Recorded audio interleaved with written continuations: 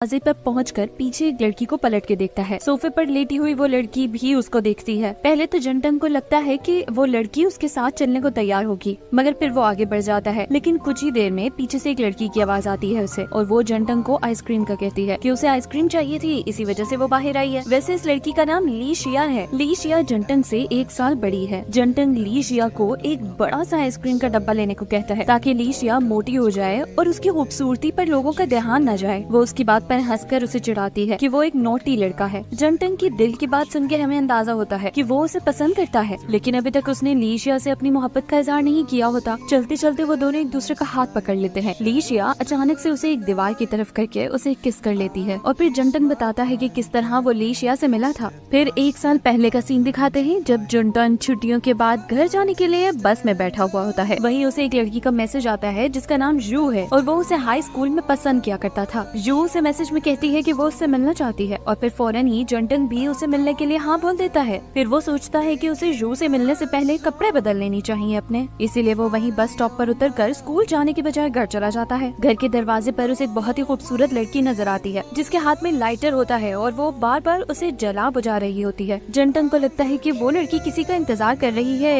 या वो पागल है। ये सोचकर वो अपने घर के गेट में दाखिल हो जाता है, लेकिन जब वो कपड़े बदल कर वापस आता है वो लड़की वहीं खड़ी मिलती है उसे। वो लड़की उसे जानी पहचानी लगती है, इसीलिए उससे वो पूछ लेता है कि क्या वो कभी मिले हैं पहले। लेकिन वो लड़की जंटंग के सवाल का कोई जवाब नहीं देती और जंटंग आगे बढ़ जाता है, मगर फौरन ही वो चलते चलते रुक जाता है और उसे याद आता है कि वो लड़की ड्रीम स्वीट की सेलिब्रिटी शिया है जिसे उसका दोस्त गुजू बहुत ज्यादा पसंद करता है। ये सोचकर वो फौरन ही पीछे मुड़ता है और उस लड़की से पूछता है कि क्या वो शिया है, मगर जंटंग का ये सवाल सुनकर कोई जवाब देने के बजाय वो खौफनाक तरीके से उसकी तरफ भागती है और अपने हाथ में लाइटर जलाकर वो तेजी से वो हाथ जंटंग की तरफ करती है। एक लम्हे के लिए लगता है कि अब वो लड़की अपना लाइटर जंटंग के सर में जोर से मारेगी, लेकिन वो ऐसा नहीं करती। जंटंग उसकी ये हरकत से घबरा जाता है और एक कदम पीछे हट जाता है, लेकिन शिया उस पर हंसने लगती है और कहती है कि तुम कितने स्लो हो। जंटंग उसकी हरकत पर गुस्सा हो जाता है और उसे कहता है कि वो पुलिस बुलाकर उसे अंदर करवा देगा उसकी इस हरकत पर, मगर उल्टा शिया उसको धमकी देती है कि वो जंटंग को उसका पीछा करने पर पुलिस से पकड़वा सकती है। जंटंग फौरन उससे माफी मांगता है और वो कहता है कि वो उसका पीछा नहीं कर रहा था। वो शिया को कन्विंस करने के लिए उसके एक गाने पर डांस भी करके दिखाता है और फिर फौरन ही जू से मिलने के लिए वहाँ से भाग पड़ता है। जंटंग जू से मिलने के लिए एक रेस्टोरेंट तक पहुँचता है, मगर वो रेस्टोरेंट से बाहर ही जू को खड़ा देख लेता है जो सर्दी की वजह से उछल रही होती है। उसके बाद वो दोनों ही अंदर चले जाते हैं और बातें करने लगते हैं। कुछ देर बाद वो उससे पूछता है कि क्या उसका कोई बॉयफ्रेंड है। जंटंग का ये सवाल सुनकर जू थोड़ा सा अनकंफर्टेबल फील करती है, मगर जंटंग जू की परेशानी देखकर बात पलट देता है और उससे कहता है कि उसे उसके घर भी आना चाहिए। डिनर के बाद रेस्टोरेंट से बाहर आकर जंटंग जू को अपना स्कार्फ पहना देता है, जिस पर जू उसको थैंक यू करती है और जंटंग उससे कहते हैं कि अगर उसे उसका स्कार्फ वापस करना है तो कल वो दोबारा मिल सकते हैं, मगर जू मुस्कुराकर वहाँ से चली जाती है और कोई जवाब नहीं देती। जंटंग उसके बाद अपने घर वापस आ जाता है, मगर यहाँ गेट पर वो हैरान रह जाता है ये देखकर कि शिया अभी तक इतनी टर्न में वहीं की वहीं खड़ी है। शिया जंटंग को धमकी देती है कि वो उसके बारे में किसी को भी नहीं बताएगा और अगर उसने ऐसा किया तो वो उसे बहुत पीटेगी। शिया उसके बाद दरवाजे से अंदर दाखिल हो जाती है। जंटंग भी जैसे ही उसके पीछे अंदर जाता है तो वो देखता है कि शिया बेहोश पड़ी हुई है। जंटंग ये देखकर परेशान हो जाता है और वो फौरन एम्बुलेंस को बुलाता है। फिर हमें दिखाते हैं कि अगली सुबह दरवाजे पर हुई घंटियों की वजह से जंटंग उठ जाता है और जब वो देखता है तो वहाँ शिया खड़ी होती है, हाथ में खाने पीने की चीजें थामे। वो उससे कहती है कि वो उसके साथ नाश्ता करना चाहती है,